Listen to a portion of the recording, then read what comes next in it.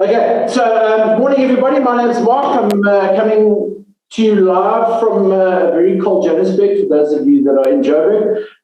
Thank you very much, Helen and team, for having me this morning. As I said, I'd like to make this as interactive as possible. So for those of you that have got smartphones, which are probably all of you, while I'm busy chatting, please go and check out our Facebook page, our Twitter page, etc., all under Women INpowered. But let me start. Now this thing won't bloody work. Can you believe it? There we go. Okay, so I don't know how many of you remember Alison's story. I spoke about it a little bit before. But just for those of you that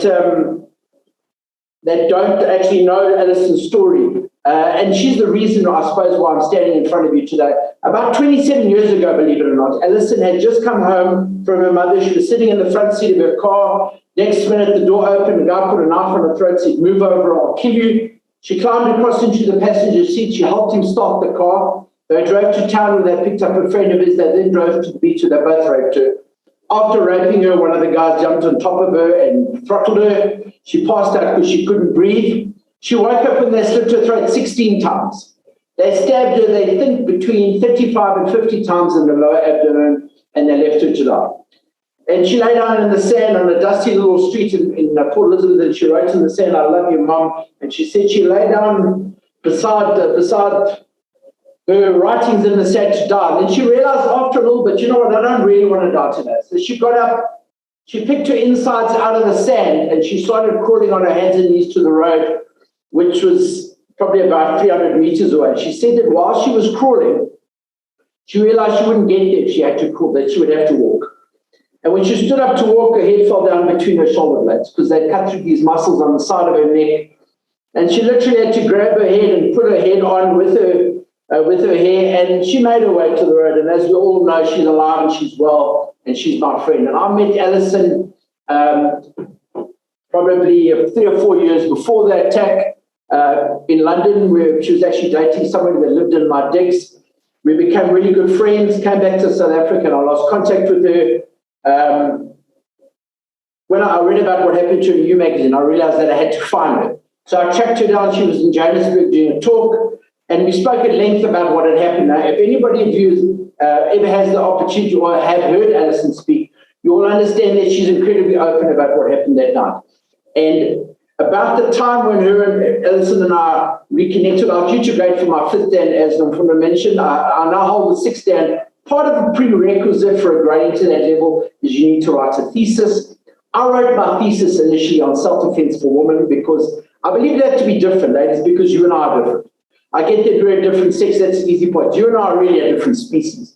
The way we think, the way we interact is different. I often joke. I said, you guys are, a lot of you in the legal fraternity, I often joke, and I said, listen, if we could just get that right, we'd understand. If we understand the men and women different, we probably wouldn't be a need for a lot of attorneys, etc., because half the problems would go away. But anyway, that's not going to happen. So I wrote my thesis, sent Alison a copy, and she phoned me in tears and said, "Mark, if I had done what you said I should have done, what happened to me would never have happened." So that's when I sort of realized that we had something, and that was the start of Women INpowered.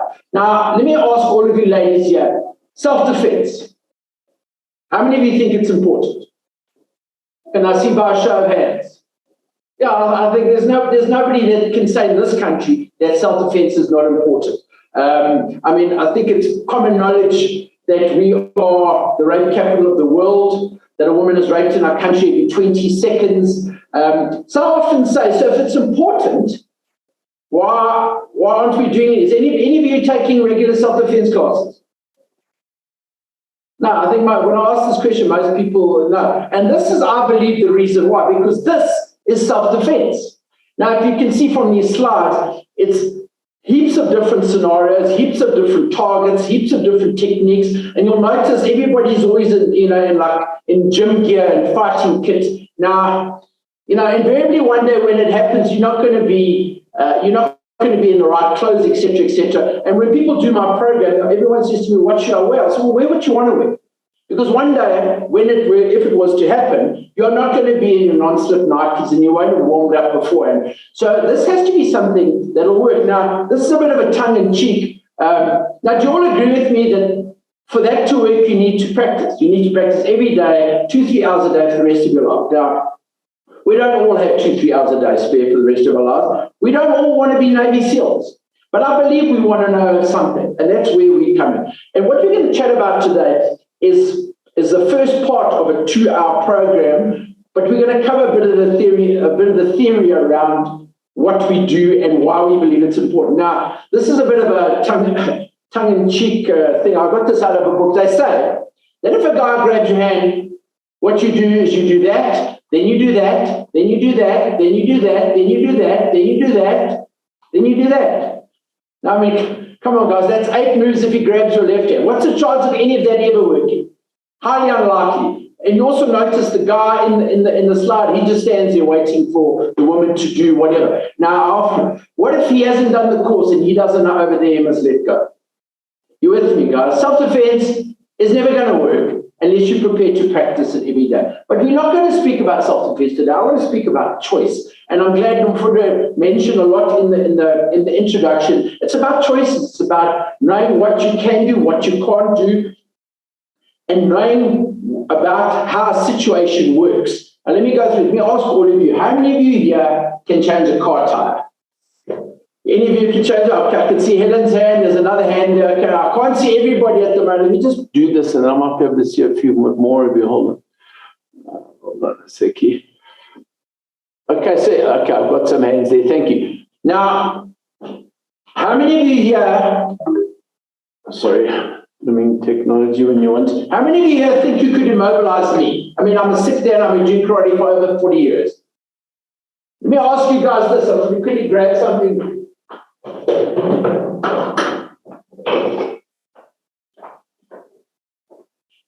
How many of you think you could break this? How many of you think you could punch through this wooden board? That's a nice white piece of pine. Now, I'm sure a lot of you are saying, no, it's impossible. And you know what? If you don't think you can, you can't. Let me say that again. If you don't think you can, you can't. But in a life or death situation, is thinking enough? I don't believe so. I think you need to know. So thinking what you can do is not enough. In a life or death situation, you need to know what you can do. You need to know what your options are. Now, let me go back to the car changing analogy. If on the way home tonight you were to get a flat tire, ladies, there are only 3 things you can do. What are they? Well, generally when I ask that question, this is generally the first answer I get help. And that's fine, get help. Get someone to help you change a car tire. Or you could change it yourself. Or you could do nothing. In other words, just sit there. Now, if you've never changed a car tire in your life before, you don't know where the round thing is, you don't know, is changing it an option? Especially under duress. If you've never done it before, it's not an option. I always tell the story about my girlfriend Debbie, and a little while ago she phoned me quite early one morning. She got up early and gone to work, and she'd driven into a pavement because she was on her cell phone, so already I was a little bit the hell in. So she phones me and says, Mark, there's no jack in my car. So Deborah, there's a jack in your car. Mark, there's no jack in my car. So anyway, I get in my car and I drive to where Deborah is, and I said to her, babe, there's the jack. And she said to me, oh, is that it? Now, you see, Debbie had never taken the time or the effort to find out what the jack looked like. Heaven help her if she'd found it, because she wouldn't have known what to do with it, because she'd never taken the time or the effort to find out how. Now, it's not gender specific, but in this case, Debbie only had 2 options, get help or do nothing. So she phoned me, she got help. The changing the tire, even if she'd known how to change the tire, she might still have decided to do nothing or get help, but it was an option she did not have.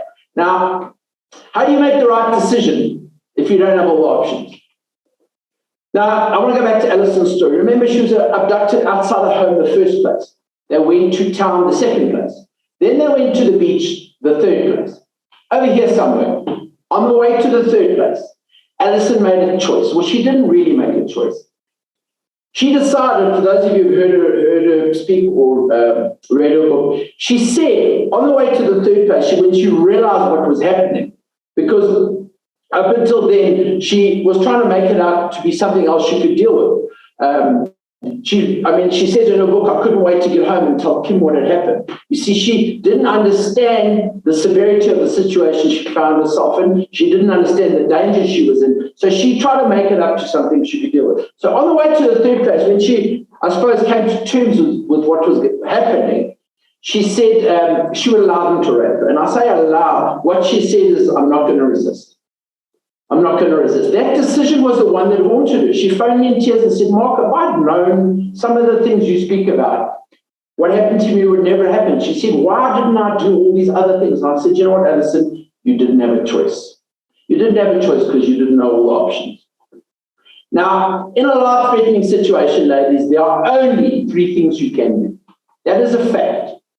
What are they? Well, we call them the 3 F's. The first one is flight. When something feels wrong, it is wrong. Leave if you can. But generally, and I joke with, whenever I do a full program, I say to ladies, when something feels wrong, what do you generally do? You don't generally. What you do is you go to see what it is, because you need to know. We need to know. We need to investigate. So we go and find, guys, when something feels wrong, it is wrong, leave. If you can, just leave. If you can't leave, unfortunately, there are only 2 things that you can do. You can fight or you can freeze. In other words, do nothing. Now, they are the 3 human reactions to trauma. If you're in a bad relationship, either you leave it, you fight to change it, or you do nothing. You're in a bad job, same applies. Either you leave it, you fight to change it, you do nothing about it. You're in a life or death situation, same. Now, fighting is an art. So I'm going to take the word fight out and I'll replace it with the word immobilize. Now, we're not going to really go down, let's just call it the physical aspects during this session, but I just want you to understand that it's all about choice. And if you don't know your options, you can't make a decision. So, would you all agree with this statement? Whatever you do to an attacker that does not incapacitate will infuriate. In other words, if it doesn't switch him off, it's going to make him angry. We're all happy with that. I believe that's a fact. Now, and this is something that really puts what we do into a slightly different area, because there's so many people out there teaching you stuff that all it's going to do is going to make him angry. When it makes him angry, it's going to make your situation worse. You do not want, if you decide to go down the physical route, whatever you do needs to switch him off, otherwise it's going to make him angry. Now, I want to center what we're doing this morning around layers of safety, because you can't just think of your safety as one aspect.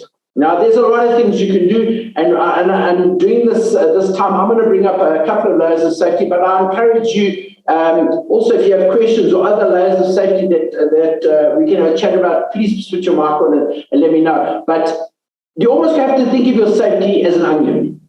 The more layers you have, the more layers he needs to get through to get to. Now, I always use the analogy. Imagine a little house here with a white picket fence and a poodle, and another house here with walls and guys with guns and a moat and armed security. You can see quite clearly this house here has almost got no layers of safety. This other one's got a whole bunch.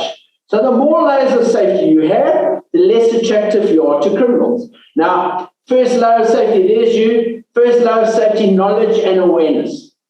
Now, whenever I do this, I ask everybody, how many of you here are aware? And I get from aware-ish to not aware at all. Some people say I'm very aware. And I say, okay, fine. Because in my mind, you're either aware or you're not. Now, if you're not aware, you're pretty much walking through life like this. And you're going to get clubbed, because people that do crime are looking for you because you're an easy target. We have no clue what's happening around us. We walk around. I often say, people, you're out running, you're out walking in the morning. That person that comes past you, was it a man? Was it a female? Did he have a crocodile on his head? Was he wearing, we're not really aware. But then there's those of us maybe that are like super aware. Like I call them ninjas. So you get up in the morning, you check under the bed, make sure no one's hiding there. Then you walk down the passage, make sure no one's hiding in the hall cupboard. You go back to see there's no one in the hall cupboard. You lock your front door 3 times. On the way to work, everybody looks like a potential. But by the time you get to wherever you're going, you're about to have a heart attack. Because, ladies, hear me carefully here. Awareness without knowledge is paranoia. Let me say that again. Awareness without knowledge is paranoia. So I believe knowledge is power. I believe knowing some things, you can avoid a lot of things.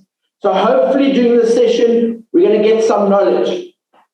Once-off measures, things like A gate, I mean, trelly doors, a dog, armed security, gates, walls, they're all once-off measures, another layer between yourself and a would-be attacker.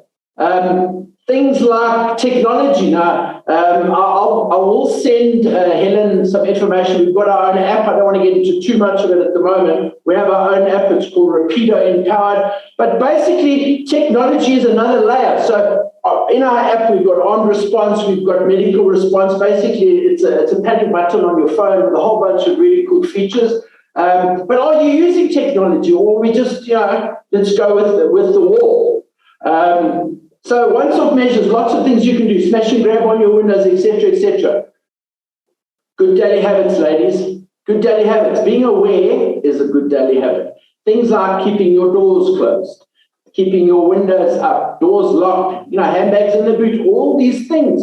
I was chatting to a group of ladies recently, and I said to when you arrive at the robots or the traffic lights, make sure your windows are up. And one lady looked at me and said, Mark, I get so guilty. When I arrive at the robots and my window's down, and I wind my window up, and that man's looking at me, and I'm worried that he's thinking that I'm thinking he's a mugger. Often, ladies, we are so concerned about what other people think that we put ourselves in harm's way so we don't offend anyone. Now, let me tell you something. If I offend you while I'm in the process of keeping me and my family safe, I don't care.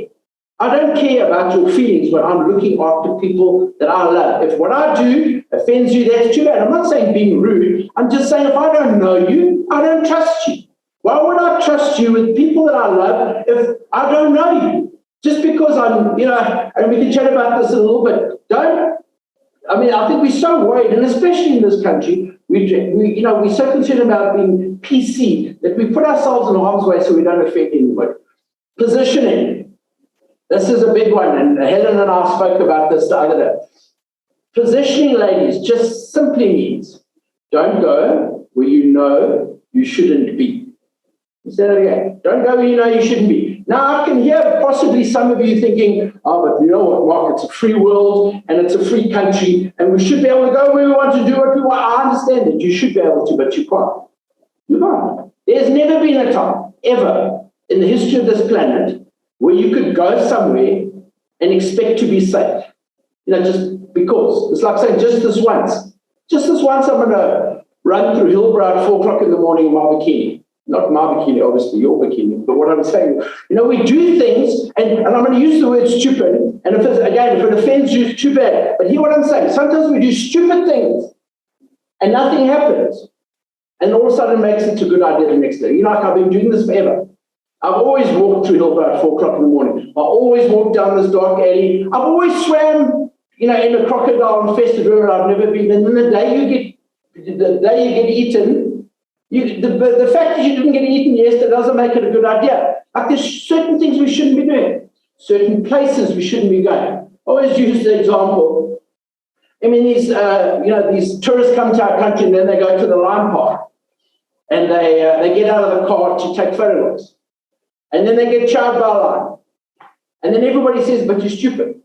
Why you get out the car? Because the lions are going to eat you. But when you apply the same rationale, when we go to places where we know there are animals, you understand what I'm saying? And something happens to us, and then people say, but why were you there?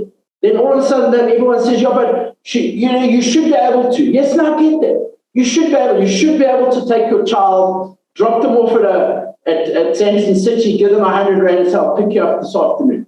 Now, when you do that and your child disappears, you're going to be held up for all sorts of things. But all of a sudden, when you put yourselves in harm's way, because you probably shouldn't be there, and somebody says, try and avoid those situations, then everyone says, no, but it's a free world and a free country. I get that. But come on, guys. There are places we shouldn't be going. Don't go there. Don't go there. Do not tempt fate. Nobody asks to get hurt. Nobody asks to get raped.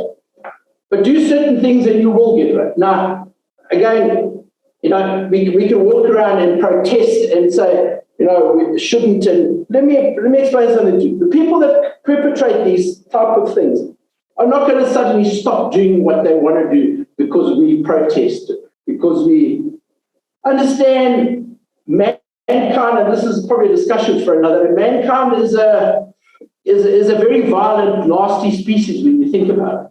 And since the beginning of time, this has happened, and I don't think in the next 10 lifetimes it's going to change. This utopia where we expect to be safe wherever, it doesn't exist, people. So in the interim, don't go where you know you shouldn't be.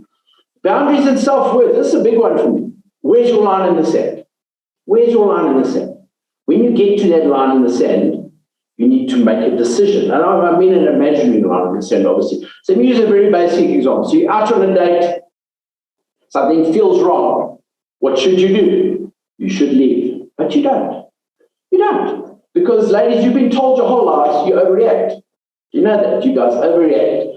And I'm here to tell you, you do not overreact. I'm here to tell you, you have a sense of intuition that's better than anybody's. But you've also been told your whole life you make mountains out of molehills. So when something feels wrong, you say, I'm imagining things. I don't want to blow things out of proportion. I don't want to cause a scene. So you get right on that imaginary line and say, well, you should leave, and you don't leave. So you step over that line, you make another line. And you say, it's when he puts his hand on my leg, or whatever the case is. I've got a hand there from Jayshree. Hi, yes. I have two questions, if that's okay. Yes. If you're going to cover it in your presentation, it's fine, I can wait. But the first thing is about, can you just expand a little bit about incapacitating your attacker? Because if you don't incapacitate, you will infuriate. And I always question that when it comes to, let's just say, for example, I have a gun and I use it. I would have to use it to incapacitate my attacker, because if not, then he could possibly take it away from me and then use it on me. That's the first question. Just elaborate and comment on that. And the second one is, yes, it is very, very true. As a woman, and in general, I always want to investigate. Just your advice when it comes to intervening in domestic violence matters, as opposed to just calling the police, which we've done, and we know they don't show up.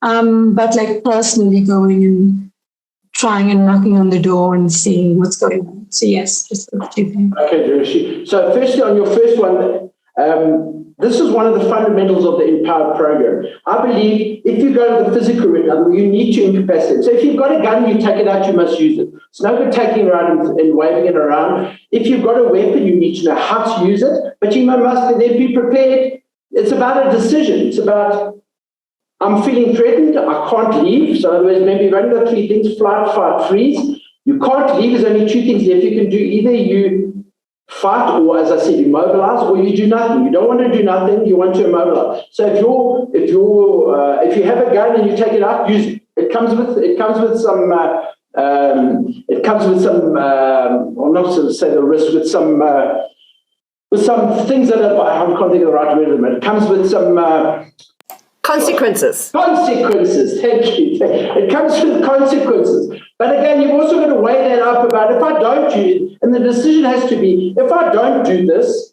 something's going to happen to me. So it's no good to listen, let's wait and see what happens. When you take it out, you've got to decide to use it. Now, again, if you are beating up people in the queue at Pick and Pay, or shooting people because they take your parking space, that's a different story. But you've got to decide, it's a life-threatening situation, I can't leave, there's only two things left I want to do. I don't want to do nothing, so I have means to capacitate. So either a physical technique, which we're not going to cover in this session, but if you have a weapon, something you need to decide to do. That is, again, comes with consequences, and it's a big decision. And then to your point around domestic violence, now, this again, it's a very contentious issue. I'm loath to get involved in situations because, so often these things happen, you intervene and next minute you're the bad person. Now, I would always say where possible, get the police involved.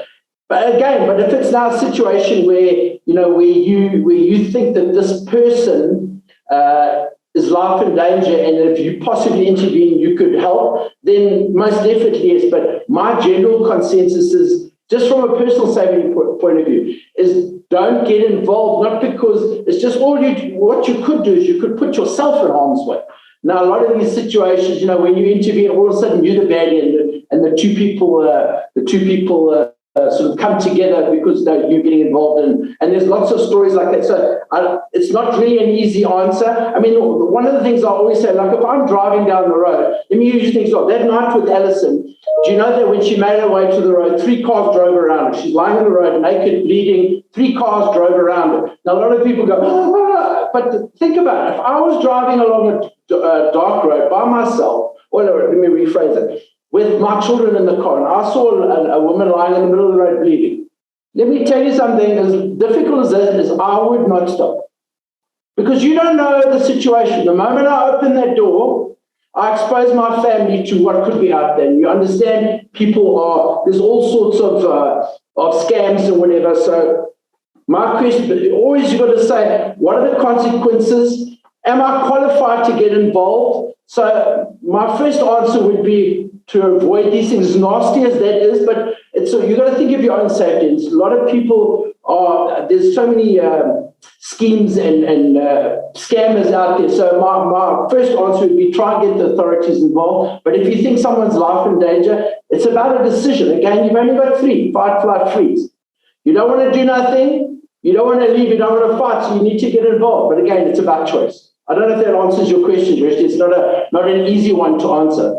It does. Thank you. I just wanted to hear your thoughts around it. Yeah. Thank you. Fantastic. And then another love save is verbal de-escalation and enforcement. So what that basically means is don't be afraid to use your mouth. In other words, tell people. I was chatting to a group of ladies the other day, and the one lady said to me, but he should have known. Come on. There I said, we are not the smartest species on the planet. I'm talking about the male one. When something feels wrong, you need to say to the person. And again, you need to weigh up the situation. Like, I don't like what you're doing. I don't like what you're saying. What are you doing? What are you doing here? Get away. Leave me alone. Whatever. He doesn't know. He doesn't know because So don't be afraid to use your voice where possible or where you think it will work. And the last option, the absolute last option, is a physical technique, which we're not going to cover today, but we will chat. I'll chat to Helen after this, and we'll look and see how we can incorporate the physical aspect of the program for you guys at a later stage. So, ladies, we need some rules. Now, there's obviously heaps of do's and don'ts. I want to chat to you about a couple of do's, things that you should be doing. So these are the 5 do's. You want to do it first, right, on time, every time. Now, what is it? It is you need to make a decision. It's your choice. You must decide what you want to do. Fight, flight, freeze. You've only got 3 options. You need to do it first.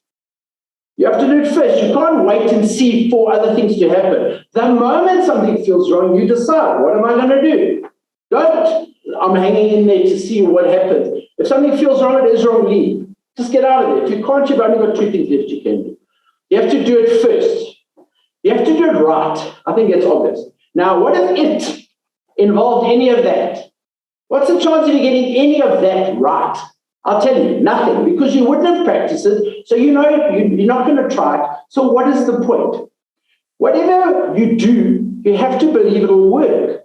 You have to believe, you have to know. Not believe, you have to know it'll work. Now, the chance of you getting any of that right is unlikely. You have to do it on time. Now, by on time, I mean, you might need to create a window of opportunity. Now, what I often do, it's quite difficult to do in this forum, but when I'm sort of got a physical class, I'll often say, there might be a lady sitting in the front, and I'll say to her, what's happening there behind you? And you'll see she'll turn her head around like that, and when she looks back, I'll be standing right on top of her. And she goes, oh, and I said, well, do you see what I did there? What I did was I created an opportunity for me. I made you look there, you looked away, and I was right on time. So in a life or death situation, ladies, you might need to do something you don't want to do to get what you want. So you might need to come onto a guy for a split second. I often say to the lady, could you come onto a man that you thought wanted to rape me? And everybody said, no. I said, why not? I'm not saying you want to. I'm saying, could you? Could you? If it can buy you a window of opportunity to do the one thing I'm going to share with you. And you need to do it every time. Because the one time you don't do it first right on time could be your last time. So the 5 don'ts. These I probably think are a little bit more pertinent than the 5 do's. The first one now, the only person I can see at the moment on my screen is Helen. Helen, if I put a gun against your head and I want to take you somewhere, are you coming with me? Yeah, I think most people would. Most people would. Your thoughts are, Helen, well, he's got a gun, I must do what he wants. Correct. Now, when you go with me to the second place, Helen, do things get better? No, they don't. Your chance of survival, ladies, hear me out, and this is a big one. Your chances of survival at the first place are 93%. When you go to the second place, they are less than 35.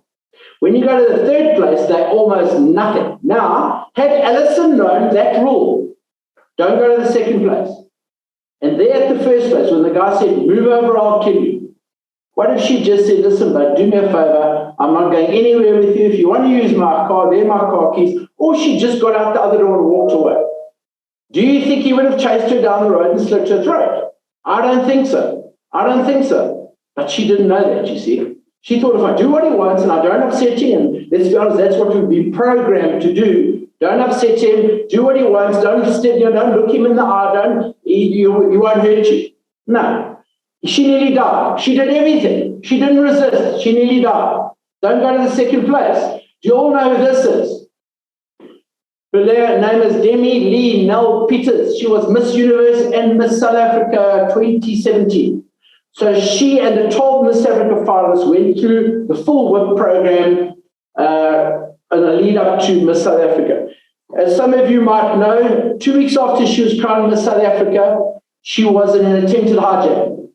7 o'clock in the evening, on her way to a function, Hyde Park corner, she said she looked up, there were people all around the car, or the guys all around the car with guns. They wanted to get in the car. Now, she said to me, Mark, I heard your voice in my head saying, do not go to the second place. And she got out the car. And she did the one thing we teach in the program. She ran away, she's alive. Now, what do you think would have happened to that beautiful girl if she got in the car or allowed 5 men with guns to get in the car and go somewhere else? You see, they weren't looking to steal a car. They were looking for a woman, not necessarily her. Because when she got up and ran away, they didn't get in and drive off. She left her cell phone, everything in the car. She knew she couldn't go to the second place. Same with Demi, same with Alison. Had she known, maybe everything could have been completely different. So don't go to the second place. The second don't is do not underestimate or trust anybody. That's quite a big statement to make. But unfortunately, that's how we have to approach life. I'm not saying being rude. I'm just saying if I don't know you, I don't trust you. Just because you know some stuff about me. Now, how many of you are not on some form of social media? We're all on Facebook, Twitter. Now, I often use the example. So, I mean, Helen, if you're a brother, just put your microphone on quickly. I do have, yes. What's your brother's name, Helen? Gordon. So I'll meet you out somewhere because I know you work for LegalWise, and I come and say, Helen, how are you? So lucky to see you. And you're going, who's this clown? I said, no, mate, Gordon and I play soccer together. He's told me all about you. He's been wanting to introduce us for ages. Whatever. I've got this story, and all of a sudden you think, well, that's cool. I can trust him. You see, I don't know your brother from Jack, but I've done my homework. We need to understand, people, that this information is there. This information is on social media. They know where we work, what cars we drive, what sports we play, where we eat, because we're more post everything these days. And we even told our children, I will never, ever send someone to pick you up that you've never met. I mean, I'll shudder to think how many, because the people that do this aren't all idiots. Some of them have a plan. And they come and give you some information that's readily available on social media, and all of a sudden you think you can trust them. I've actually given my kids a code word. So I said to them, if I send anybody except myself and my mother, and they don't have the code word, don't get in the car, even if you know them. You need to, it's unfortunate that we need to live our lives like this, almost like every time we leave the house, we're going on a military patrol. But the unfortunate reality is we have to. There's a saying, but that's being silly. That's being paranoid. No. That's not being paranoid. That's being prepared. Remember, awareness without knowledge is paranoia. So some knowledge. So big one for me, guys. Do not underestimate anybody. And I'm going to chat about that in a minute. Big one. Do not ignore your sixth Sense. Now, ladies, we've spoken about it. You have one. It's better than mine. Trust it. When something feels wrong, it is wrong. Don't need to know what it is. Now, I always use the example. Imagine a whole bunch of zebras that go out to the water, they're busy drinking. There's a loud noise. What happens? What happens? I'll tell you what happens. Run. No, the leader says to his mate, Stripes, got to see what made the noise. He goes to see what made the noise. He says, guys, it's a lion. And then they run. No, of course not. There's a noise, they leave. Not like us, we want to go and see what made the noise. You see, the lion doesn't need to know what made the noise, so that when he gets back to the watering hole in the afternoon, he can say to the giraffe, you will not believe what happened this morning. Now, Alison, when you read her book, she says in her book, I couldn't wait to get home and tell Kim what had happened. She says in her book, and I quote verbatim, I wasn't able to compute the danger of the moment. And then just another little piece of information. When he got in the car, he said to her, you live in number 1, don't you? You see, he'd been watching them. He came there for her. It was all planned. And then the last two don'ts are don't doubt and don't hesitate. Now, I don't want to get into it too much now, but as part of the process, as I said, you all punch through a wooden board like this. Now, right now, if I were to say to you, Helen, come break this board, if you're in with me, you're going to look at me like I'm mad. And the only reason is because you don't know how. Now, once you've done this once, and please understand, over 8,000 women have done this.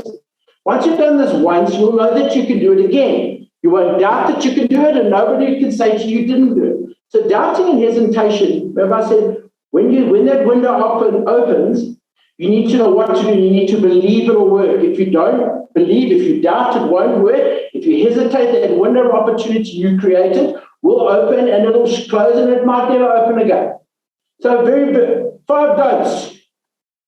Now, ladies, I don't know if you're aware, there's a little triangle, which I call the triangle of Jeopardy. Now, out of all the information I've shared with you today, I probably think this is probably one of the most important pieces. Now, do you know that 3 things need to be present for me to commit a crime? I need to have intent. Intent. In other words, I must want to. Now, you meet someone out of the blue, do you know their intent? Just because I might say I know your brother, Helen, doesn't mean, my point is, just because I look nice, smell nice, drive a nice car, have a wonderful smile, look so kind, tell you I know your brother. You don't know my intent. So don't take it for granted. You need to have ability.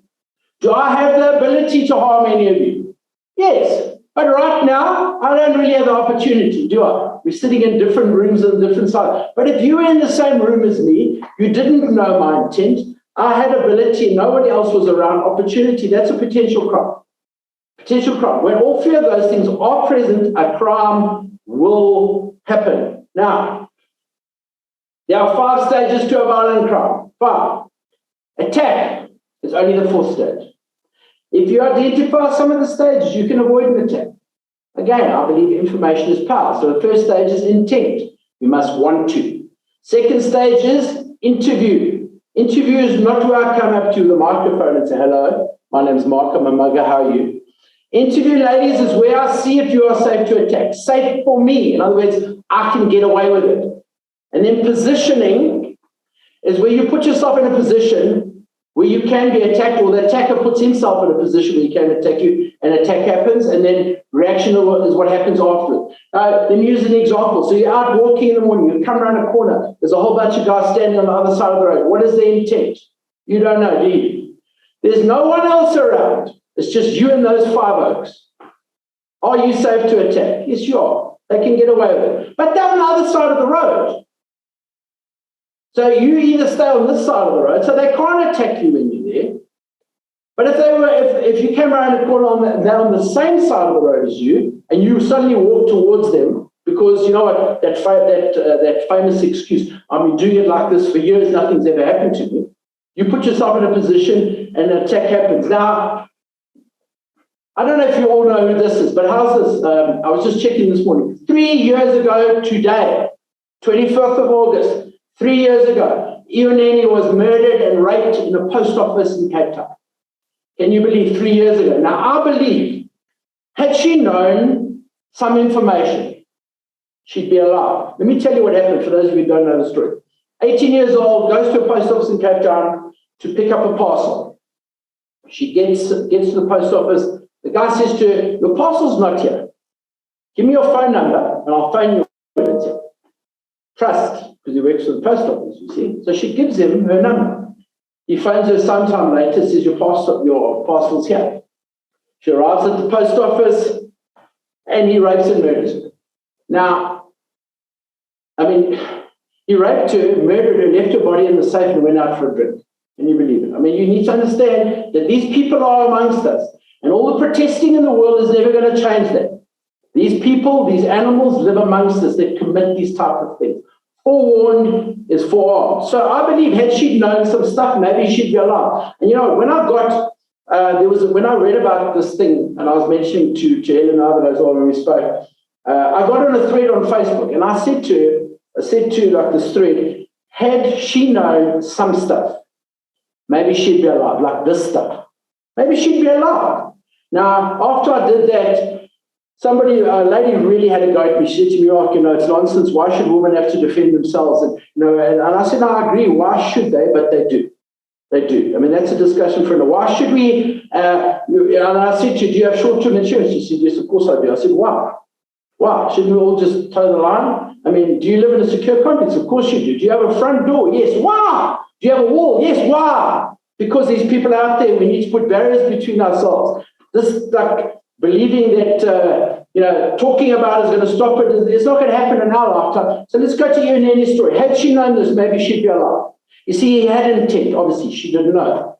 He had ability. Of course he did. When she arrived at the post office, so when he phoned her, he said, come to the post office, pick up your parcel. He said to her, come at 12:30. Post office closed at 12 o'clock. So when she arrived there, no one was there. He said to the guy he was working with, you go home. You go home. I'll close up. When she arrived at the post office, opportunity. There was no one else there. Crime happened. Had she known this, did he have intent? Of course he did. Did interview? He had a plan. He said, come here, 12:30, no one else there. When she arrived, she was safe to attack. He said to her, come behind the counter to fetch your parcel. I mean, who goes behind the counter in the post office to fetch their parcel? I'll tell you why, because there's glass in the front. She went behind the counter, attacked him, and murdered him. Had she known this, maybe, just maybe she'd go after that. I don't know if you guys remember this story. Young girl, Franziska, she's 16 years old, running by herself in a forest in Cape Town, Kau Forest. Now, when I heard this, my first reaction was, why the hell is a woman or a young girl by herself in a forest? Now, I understand you should be able to go and run wherever you want. You should be safe, but you can't. And but she wasn't really by herself. She was there with her parents. They used to go every Saturday morning. They used to go to the Kau Forest, and they used to go for a walk. And they'd get to a T-junction, and her parents would go down to the car park, and she'd do a bit of a longer run. That day, they never saw her again because there were men there with intent. They had ability, obviously. What probably happened, she probably came running along a single track. There were probably 3 or 4 of them standing there. She probably the opportunity. Now, again, had she known this, they had intent, yes, interview. When she came around the corner and there was no one else around, she was safe to attack. She probably ran towards them. She positioned herself. And then they raped and they murdered and raped. Now, or raped and murdered. Now, again, had she known this, maybe she'd be alive. Maybe she'd come around the corner, say, I don't know your intent. There's no one else around. I'm safe to attack. Why would I run towards you? I'm going to turn around and go back. Now, a lot of people might say that's being paranoid. I don't think so. I don't think so. Another thing, just to take a step or two back, when I spoke about layers of safety earlier, I spoke about technology. Now, the people that we're working with around our app, I was actually chatting to Marlies the other day. She said to me, do you know that Franziska was wearing, she had an Apple Watch on? And what happens, they couldn't find her. So it took like hours before they could trace her. Had she had a wearable on, they might have been able to get to her. Just through technology. I mean, again, it's just another layer of safety. Again, guys, I can see a lot of you thinking, how can we live like this? But the reality is, it's unfortunately the situation we find ourselves in. We need to make sure we are safe. We need to put layers, we need to put things in place. And that's my spiel for now. for the presentation. Let me jump off here. Let's have a chat, guys. Let me just stop sharing here.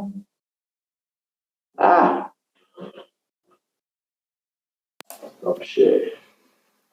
There we go. Hello, everybody. There's all those pretty faces. Guys, comments. I'm sure you're all shell-shocked. It's a lot of information in a very short space of time. But Mark, questions. what's the name of the app? Sorry. Hi, Mark. The app is called Rapido. Let me actually, I've got it on my. We've still got to do a problem. It's called Rapido, as in RAPIDO, Rapido 24 INpowered. It's on the Apple and on the other store, whatever that's yeah. Rapido 24. That's it, yeah. Rapido 24 INpowered, yes. I'm not finding it on my app store, Googs. Let me know if you find it on yours. I have. Any comments, questions from anybody? Raise hands if you have anything. Did you guys enjoy it? Would be the first one. Can I have some thumbs up, thumbs down, thumbs mediums?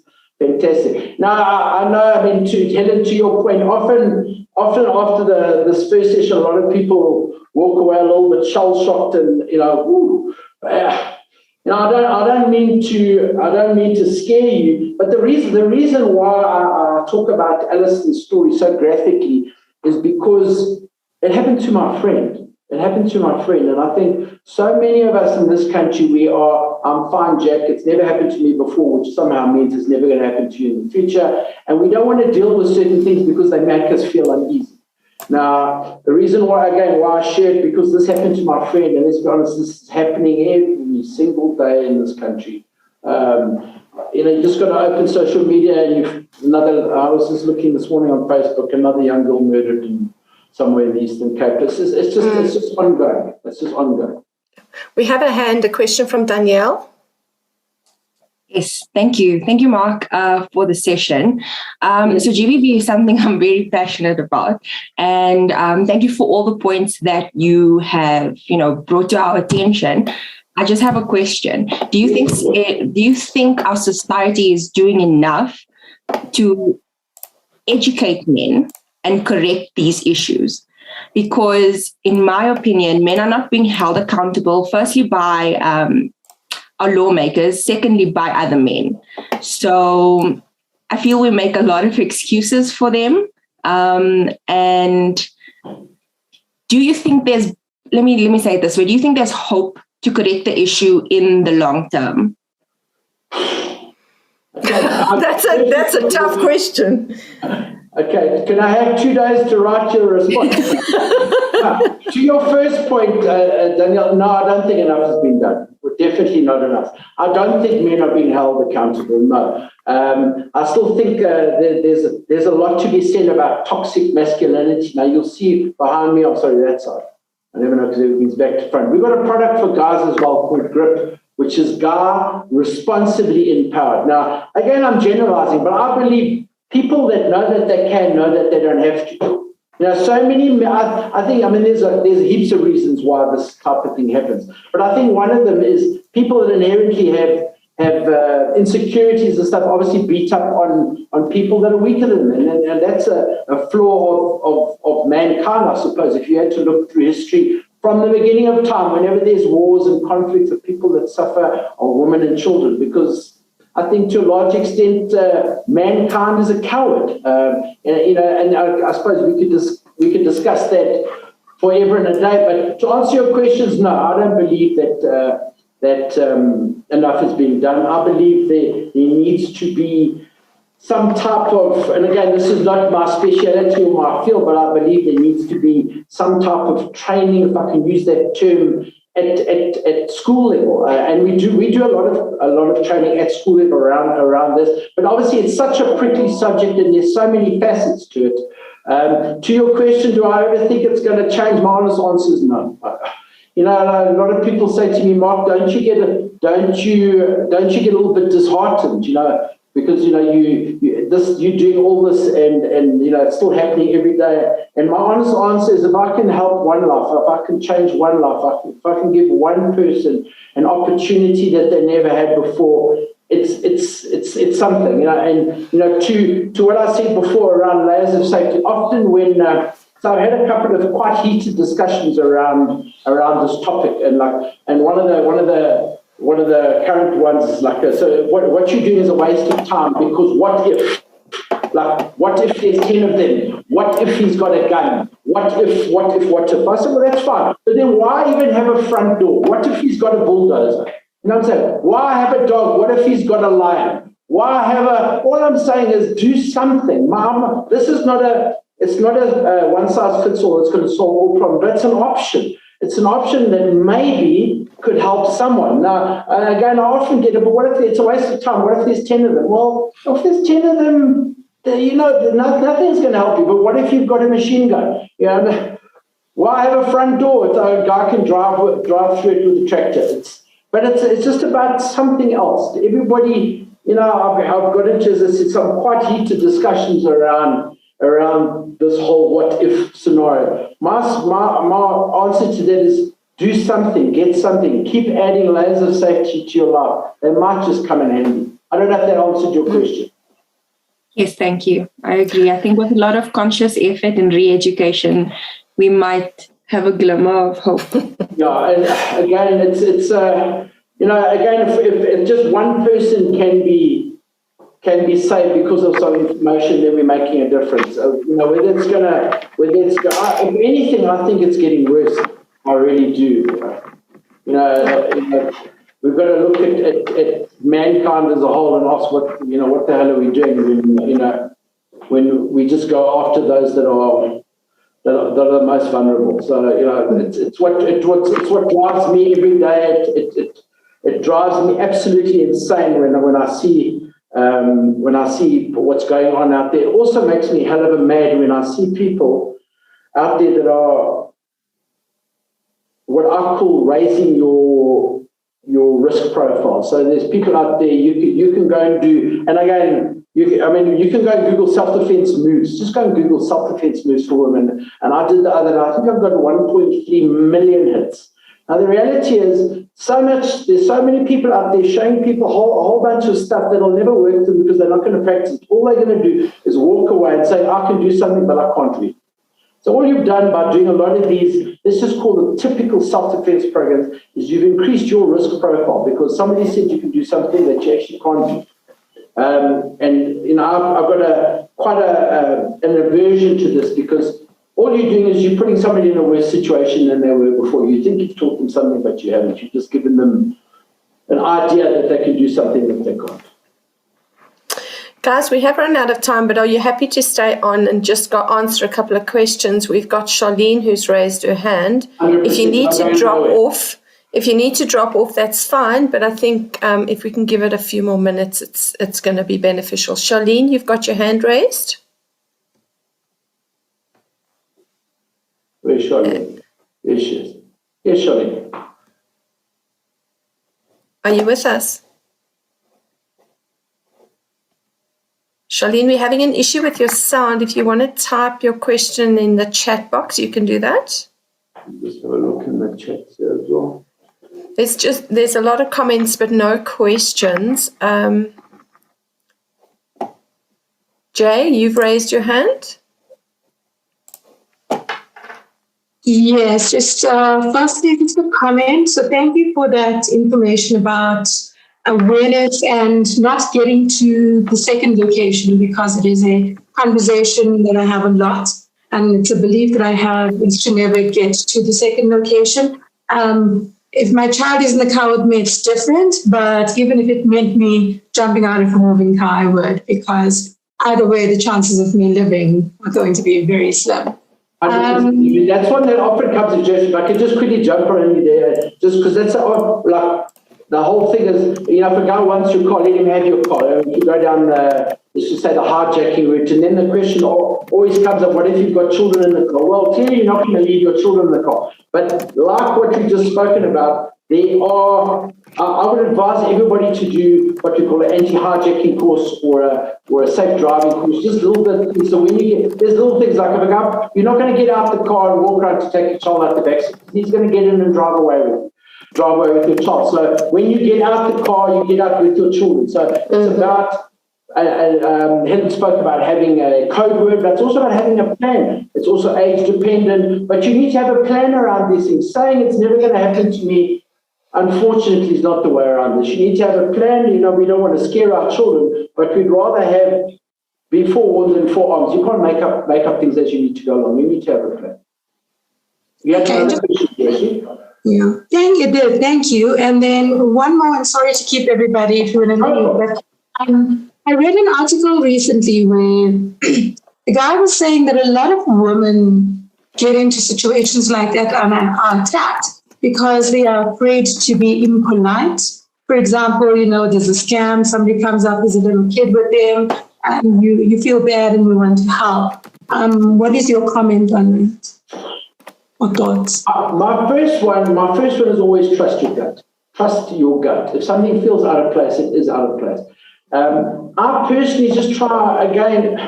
You got to ask yourself firstly where you are. Like if you walking across the car park late at night with your child, and so I'll just say, listen, I don't have time. There's more important things. You know, if you're in a crowded space, you could engage a little bit more. Also, depending on your circumstances, who's with you. But trust your gut. Trust your gut. I know there's a lot of people out there that are hurting. There's a lot of people out there that need help. Me, I'm probably a little bit more harder. I'll just draw a line in the sand and say, listen, man, this X, Y, Z, this is where my life is here. This is what's important to me right now. Again, if I'm by myself, different scenario. But try and avoid these situations because, as I said earlier, there are so many fraudsters and schemesters out there with plans, and the plans are just getting better. They're getting more.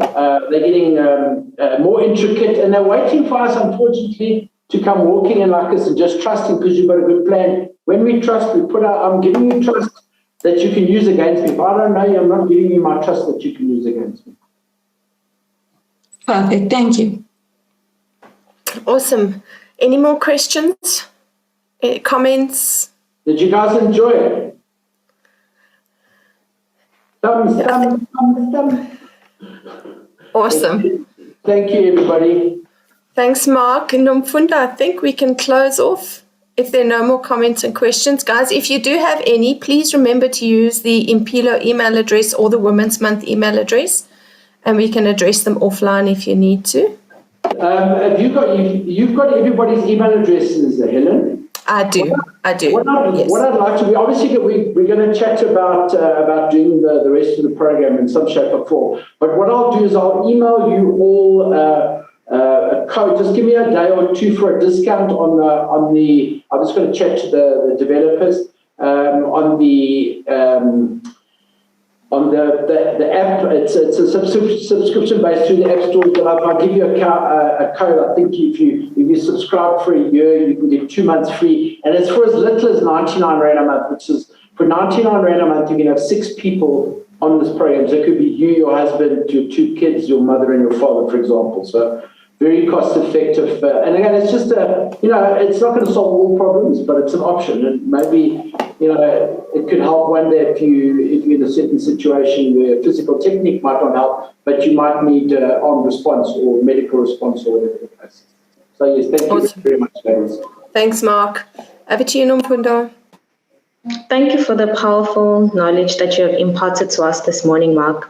I'm truly inspired, and I'm certainly now more aware of the importance of being both knowledgeable and aware of the different options available to me to enable me to make sound choices in threatening situations.